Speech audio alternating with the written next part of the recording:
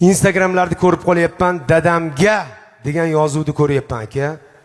Dadajonimga degan yozuvni ko'ryapman. Mayli. Lekin men boshqa narsaga yoyib qo'yyapman shu narsani. Menga hal qilib beringlar. Dadamga deb biz o'sha dadani tilini qismayapmizmikin Nobodoga? Dada umringizda minmagan mashinani o'g'lingiz badarga qilyapti. Dada sizga hech qachon qoyil qolmaydi. Chunki siz uni pushti kamaridan bo'lgansiz. O'g'lim, yaxshi ham sen bor ekansan. Sen bo'lgan uchun men mo'naqa yuribman demaydi, chunki u sizning dadangiz. Uni hadib tilini qisavermang. Hadib uni ayingiz oldida xijolat qilavermang. Nabaro dada, siz aytgan fikrdan keyin men ishim o'zgarib ketdi.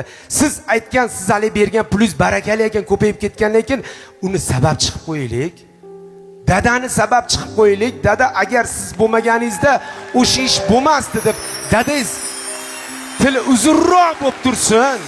Ayingiz oldida, chunki sizni ham xotiningiz bor, bolalaringiz oldida tilingiz qisilmaslik kerak-ku. U dada bugun bor, ertaga yo'q, ertaga siz fil olib bersangiz ham qaytib kelmas ekan. Dadamizni hech qachon tili qisilib, gapi bo'linib qolishini xohlamaymiz. Dadamiz gerdayib yursin. Chunki biz dadamizga nima? O'sha mashinangizni olib bergandan keyin kechasi 2 da kelsangiz ham indamasinmi? Eski dadangizni yo'qotib qo'yasiz. Kel o'g'lim uyga degan dadani yo'qotib qo'yasiz. Eski mehribon dadangizni yo'qotib qo'yasiz. Jahldor dadangizni yo'qotib qo'yasiz. Chunki qo'yenda ishlayapti deydi. Qayerda ishlayapsiz o'zi? Nimani qoyillatib qo'yyapsiz o'zi?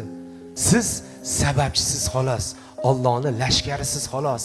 Sizga Xudo beryapti, buyruq bor, shunga berib qo'ygin deyapti. Siz sababchi bo'lib olib kelib beryapsiz xolos. Uni siz yaratganingiz yo'q. Uni siz borib zavodda qiynalib olib kelganingiz yo'q.